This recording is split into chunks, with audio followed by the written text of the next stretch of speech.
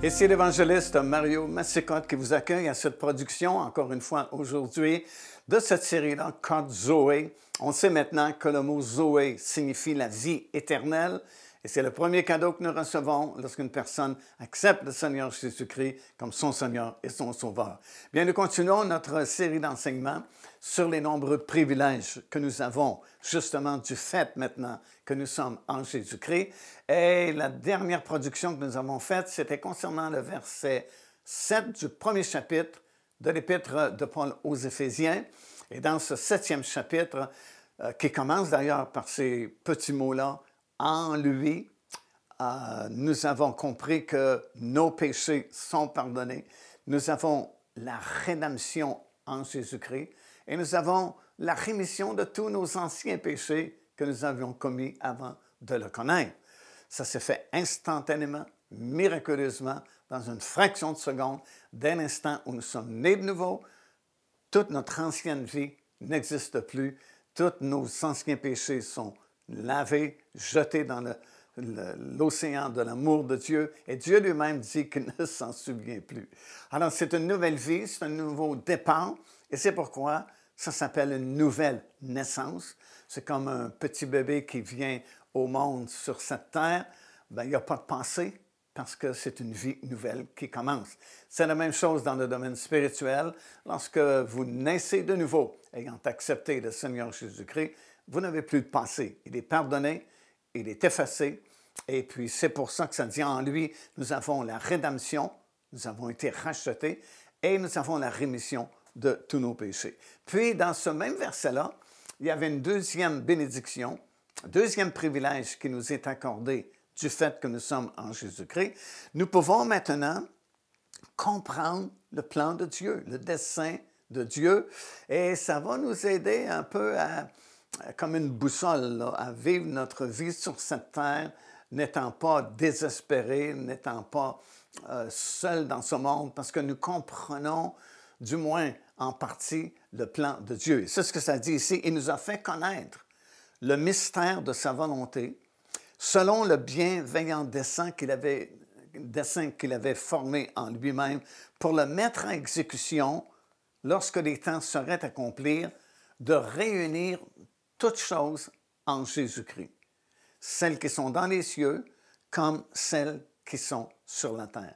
Alors, le but principal de Dieu, c'est de réunir toutes choses en Jésus-Christ. Autrement dit, la venue du Seigneur Jésus-Christ dans ce monde, c'est le point central de toute l'histoire de l'univers, non seulement de l'humanité, mais de l'univers. Tout est réuni en Jésus-Christ. Le mot « réunir » en Jésus-Christ signifie qu'avant, c'était uni, et il y a quelque chose qui est arrivé qui a désuni, et Dieu veut réunir toutes choses en Jésus-Christ, autant celles qui sont dans les cieux que celles qui sont sur la terre. Alors, pour bien comprendre ce que ce passage signifie, il faut revenir au tout début, dans le Jardin d'Éden, au moment où Dieu a créé le premier homme et la première femme. Tant et aussi longtemps que le péché n'a pas été commis, c'était un paradis terrestre ici-bas. Dieu n'a pas créé le monde dans un chaos comme il se trouve aujourd'hui. Il a créé un monde parfait. Éden veut dire jardin de délices. Il n'y avait pas de pollution, il n'y avait pas de méchanceté, il n'y avait pas de maladie, il n'y avait pas rien des choses mauvaises que nous voyons dans le monde aujourd'hui. C'était vraiment un paradis terrestre. Et en plus, il y avait une parfaite harmonie entre le ciel et la terre. Dieu lui-même, imaginez, descendait à tous les jours dans le jardin d'Éden pour s'entretenir avec nos premiers parents parce qu'il n'y avait pas d'obstacle, il n'y avait pas d'interdiction, il y avait une parfaite harmonie entre le ciel et la terre. Le ciel et la terre étaient unis. Mais comme nous savons, le péché a été commis et les conséquences du péché se sont multipliées au fur et à la mesure que la population mondiale grandissait. Et le péché, la Bible dit, c'est ce qui nous sépare de Dieu. Il y a eu donc une séparation qui a été créée au moment où le péché est entré dans ce monde. C'est comme si un gouffre a été créé et c'est comme si la terre et le ciel, ça a été séparé. Mais le but de Dieu, comme nous lisons ici, c'est de réunir toutes choses en Jésus-Christ, autant celles qui sont dans le ciel que celles qui sont sur la terre. Alors, ce que Dieu a fait, il a placé un pont au-dessus de ce gouffre-là afin de permettre à l'être humain de retrouver le chemin du ciel, retrouver le chemin et la communication et la communion avec Dieu, son Créateur. Il n'y a qu'un seul pont qui a été placé au-dessus de ce gouffre-là, et le pont s'appelle Jésus-Christ. Tous ceux qui essaient par d'autres moyens d'avoir la paix, la sainteté, la justice, vont faillir, parce que Dieu n'a pas placé plusieurs ponts, disant aux êtres humains, choisissez celui que vous préférez, mais il n'a placé qu'un seul pont pour rétablir la communication, le pont Jésus-Christ. Et c'est ce qu'il nous déclare ici, il nous fait comprendre ces choses-là. Maintenant que nous sommes en Jésus-Christ, nous pouvons le comprendre. Si nous ne sommes pas en Jésus-Christ, c'est difficile à comprendre parce que nous ne croirons probablement pas, premièrement, à l'histoire d'Adam et Ève.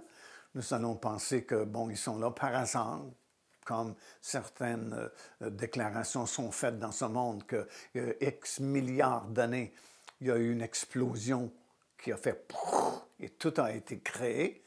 Vous ne croirez pas que le péché existe non plus, mais si vous êtes sauvés, si vous avez été placés en Jésus-Christ, il y a de l'ordre maintenant qui va se faire dans votre vie et vous allez croire à la parole du Seigneur qui vous explique qu'avant, il y avait une union parfaite entre le ciel et la terre, mais à cause du péché qui est entré sur cette terre, il y a eu une séparation et ceux qui étaient autrefois unis ont été désunis, mais Dieu veut réunir à nouveau toutes choses en Jésus-Christ. Et c'est pourquoi Christ est venu. Ça dit dans le verset 7 ici qu'au temps marqué, Jésus-Christ va venir.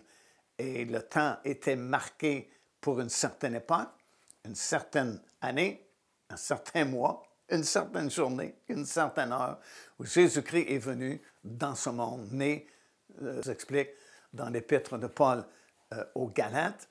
Et il est venu avec un but, une raison, donner sa vie pour justement les êtres humains, afin qu'ils soient sauvés, afin qu'ils puissent retrouver la communion qu'Adam et Ève avaient avec leur Créateur au tout début. Alors, il a donné sa vie sur la croix de Golgotha. Lui-même a dit, il n'y a personne qui m'ôte la vie, c'est moi qui la donne.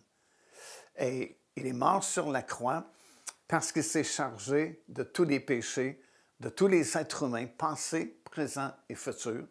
Il fallait que ce péché soit placé sur lui, parce qu'autrement, il ne serait jamais mort, parce que le salaire du péché, c'est la mort. S'il n'y a pas de péché, il n'y a pas de mort. Mais parce que le péché est venu, la mort est survenue. Alors, les péchés du monde entier ont été placés sur lui, et c'est lui qui a donné sa vie. Il est descendu dans le séjour des morts, mais 3 jours et 3 nuits plus tard, comme nous le savons, il est ressuscité d'entre les morts et retourné là-haut vers son Père dans le ciel. Et un jour, il va revenir une deuxième fois sur cette terre, mais cette fois-là, pas comme un sauveur, non pas pour être méprisé, être insulté et être crucifié sur une croix, mais il va revenir comme roi des rois et seigneur des seigneurs, et il établira son royaume sur toute la surface de cette terre. Alors, c'est cette connaissance que nous pouvons avoir maintenant que nous sommes en Jésus-Christ. Nous allons comprendre ces choses-là et nous allons davantage, de jour en jour, grandir dans cette connaissance et réaliser de plus en plus que le centre même de la rédemption est en Jésus-Christ et que Jésus-Christ est le pivot vraiment de toutes ces choses-là et que tout a été réuni en lui, autant les choses qui sont dans le ciel que celles qui sont ici-bas sur la terre. Ça, ce sont des privilèges que nous avons parce que nous sommes en Jésus-Christ.